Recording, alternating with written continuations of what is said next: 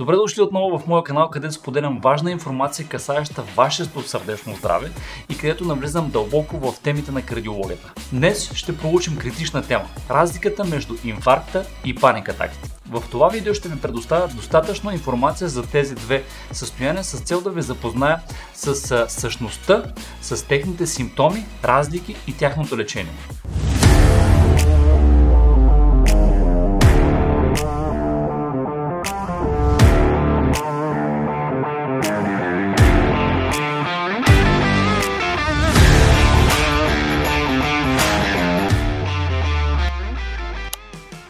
Здравейте, аз съм доктор Шахин и в това видео ще обсъждаме две много актуални теми. Както казах, инфаркт и паникатаки и какви са техните разлики. Преди да започна обаче искам да ви помоля да се абонирате за канала ми и да натиснете камбанката долу, за да не пропускате следващите важни видеа, които следва да качвам. Както съм казал и преди, в този канал може да намерите единствено полезна за вас и за вашите близки информация.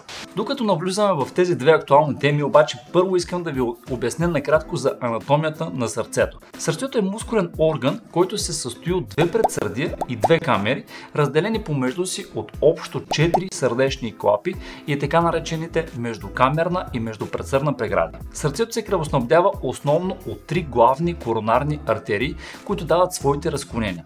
Инфарктът, научно наречен миокарден инфаркт, възниква когато има запушване на една или повече от коронарните артерии, отговорни за доставянето на богата на кислород кръв към съответната зона от сърцето. Запушването става основно следствие на разкъсване на предварително развила се атеросклеротична плака, която е богата на холестерол. За да го поставим в перспектива, сърдечните заболявания са водещата причина за смърт в световен мащаб, отговорни за приблизително около 18 милиона смъртни случая годишно, като засягат както мъже, така и жени и могат да засегнат всяка една възраст. И между другото, знаете ли, че инфарктите не са проблем само за възрастните хора? Рисковите фактори като тютюнопушене, високо кръвоналягане, диабет, високия холестерол и фамилната обремененост могат да увеличат вашия риск от развитие на инфаркт и то наистина в млада възраст. Лично на мен най-младият ми случай е на пациент с инфаркт на 23 годишна възраст. Младо момче, спортист, който се появи една вечер с типичен инфаркт по време на една моя нощна смяна. Нека да продължим обаче. Отличният симптом на инфаркта е гръдната болка или дискомфорта, често описван като раздираща гръдна болка, силен натиск или парене в гърдите. Тази болка може да се разпространява към лявата ръка или към двете ръце като цяло, към шията, към долната челюст или дори към гърба. Други симптоми включват задух, избиване на студена пот, гадене, замаяност и непреодолимо чувство за тревожност. Сега обаче нека малко преместим и фокуса си върху паническите атаки. Те представляват епизоди на внезапни и интензивни пристъпи на страх или безпокойство. Симптомите на паника са причинени от преминаването на тялото ви в така наречената реакция борба или бягство. Докато тялото ви се опитва да поеме повече кислород, дишането ви се ускорява, отделят се хормони като адреналин и кортизол, което кара сърцето ви да бие доста мощно и бързо и мускулите ви да се напрягат. Те могат да бъдат предизвикани от различни стресори, като да кажем различни фобии или дори привидно незначителни тригери. И забележете, паникатаките не са причинени от сърдечни проблеми. По време на пристъп на паника хората могат да изпитват много идентични симптоми като при инфаркта, като например ускорен пулс, болка или дискомфорт в гърдите, задух, замаяност, треперене и силен страх от смърт. И тук важното, което си заслужава да се отбележи е, че някои от тези симптоми до голяма степен се припокриват с тези на инфаркта, което и води до объркване и многократно засилване на страха на хората. Даже в голяма част от случаите пациентите, които развиват панически атаки, ги развиват именно заради страха да не получат инфаркт. Сега, след като разгледахме и двете състояния в детайли, нека направим цялостно сравнение. Както споменах, основните прилики между двете състояния е именно в симптомите. Затова често хората с паникатаки са толкова оплашени, защото си мислят, че получават инфаркт. Ето и основните симптоми. болка в гърдите. Често срещана и при двете състояния, в голяма част от случаите болката в гърдите е различна при инфаркта и паникатаката.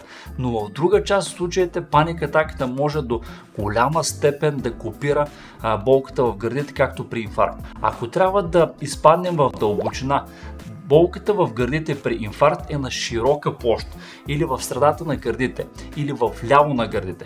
Може да се разпространява към корема, т.е. в така наречения епигастриум, но може да се разсейва и към шията, към долната челюст, както казах, към лявата ръка или към двете ръце, или да е вариация на типичната болка, като например чувство за натиск, за стягане или парене. При паникатаките обаче болката в гърдите нерядко е с характер на бодежи. Обикновено такъв тип болки не са много присъщи за сърдечни заболявания. Друга характеристика на болката е времетраенето. При инфаркта болката започва постепенно и продължава поне 20 минути и повече и не спира, а напротив, тя се задълбочава и симптомите се утежняват, докато при паникатаките след 5-10 до 15 минути оплакванията спират от само себе си. Нещо друго, болката в гърдите при инфаркт би се влошила от физическо натоварване, докато при паникатаката тя няма да се повлияе. Между другото, ако и вие сте имали симптоми на инфаркт или паникатака, споделете вашия опит в коментари. А по отношение на останалите симптоми при двете състояния, ако става въпрос за инфаркта, той често е придружен от избиване на студена пот, от гадене, от отпадналост, умора или задух, който се влошава. Докато при паническата атака оплакванията могат да са учестено дишане, но не истински задух. Друго оплакване е също така треперене и усещане за предстояща гибел и оплакванията не продължават толкова дълго, колкото при инфаркта. Критичното разграничение между двете състояния е основно в лечението. Ако някой претърпи инфаркт, незабавната медицинска помощ е жизнено важна. Лечението включва определени лекарства, интервенции като например перкутанна коронарна ангиопластика, евентуално с поставяне на стент или дори байпас операции за възстановяване на притока на кръв към сърцето. От друга страна, при паническите атаки фокусът е върху управлението на тревожността.